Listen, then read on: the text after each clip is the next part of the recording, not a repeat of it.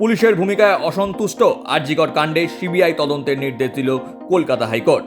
আদালত পরবর্তী নির্দেশ না দেওয়া পর্যন্ত আরজিকর মেডিকেল কলেজের প্রাক্তন অধ্যক্ষ সন্দীপ ঘোষকে অন্য কোথাও অধ্যক্ষের দায়িত্ব দেওয়া যাবে না।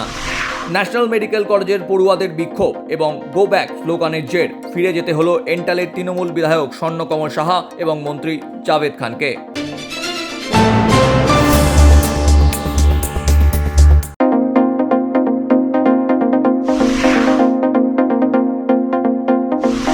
পুলিশের ভূমিকায় অসন্তুষ্ট আরজিকর কাণ্ডে সিবিআই তদন্তের নির্দেশ দিল কলকাতা হাইকোর্ট।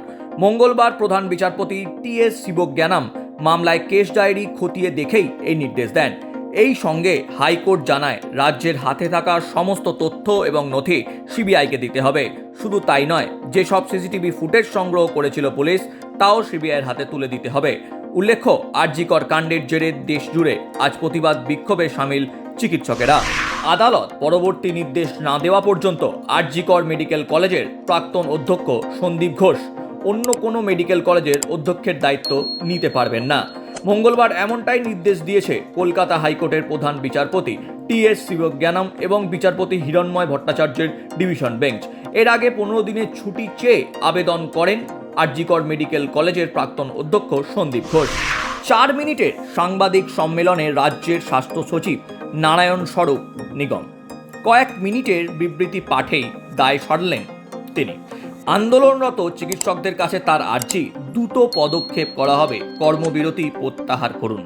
আরজিকর কাণ্ডের প্রতিবাদে চিকিৎসকদের আন্দোলনের প্রভাব পড়েছে রাজ্য জুড়ে চিকিৎসা পরিষেবায়। আমরাও দেখছিলাম, আমাদের কিন্তু একটাই কমিটমেন্ট, আমরা চাই এরকম যে ঘটনা সেটা রিপিটেশন না হোক, সবাইকে সম্মান করি, সবাইকে চাই ভালো সুস্থ পরিষেবা পাক, হসপিটালগুলোতে ভালো এনভায়রনমেন্ট। ন্যাশনাল মেডিকেল কলেজের পড়ুয়াদের বিক্ষোভ এবং গো ব্যাক স্লোগানের জের ফিরে যেতে হলো এন্টালের তৃণমূল বিধায়ক তথা রোগী কল্যাণ সমিতির চেয়ারম্যান স্বর্ণকমল সাহা এবং রাজ্যের মন্ত্রী তথা কসবার বিধায়ক জাভেদ খানকে। সন্দীপ ঘোষকে অধ্যক্ষ হিসাবে মানতে নারাজ পড়ুয়ারা অবস্থান বিক্ষোভে সামিল পড়ুয়ারা সাফ জানালেন। কঠোর সমালোচনা ও বিতর্কের মুখে পড়ে সম্প্রচার পরিষেবা বা ব্রডকাস্টিং নিয়ন্ত্রণ বিলের খসড়া প্রত্যাহার করল কেন্দ্রীয় সরকার। সংসদের বাদল অধিবেশনে নয়া এই সম্প্রচার বিলটি খসড়া উত্থাপন করেছিলেন কেন্দ্রীয় মন্ত্রী অশ্বিনী বৈষ্ণব। এই খসড়া বিলের বিরোধিতা করে সরব হন বিরোধীরা। আপত্তি ওঠে সংশ্লিষ্ট পক্ষ থেকেও। সংবাদ মাধ্যম এবং সমাজ মাধ্যমে লাগাম পরানোর উদ্দেশ্যেই সরকার এ বিল আনতে চলেছে বলে সরব হয়েছিলেন বিরোধীরা। গত বছরের নভেম্বরের এটির খসড়া তৈরি করা হয়।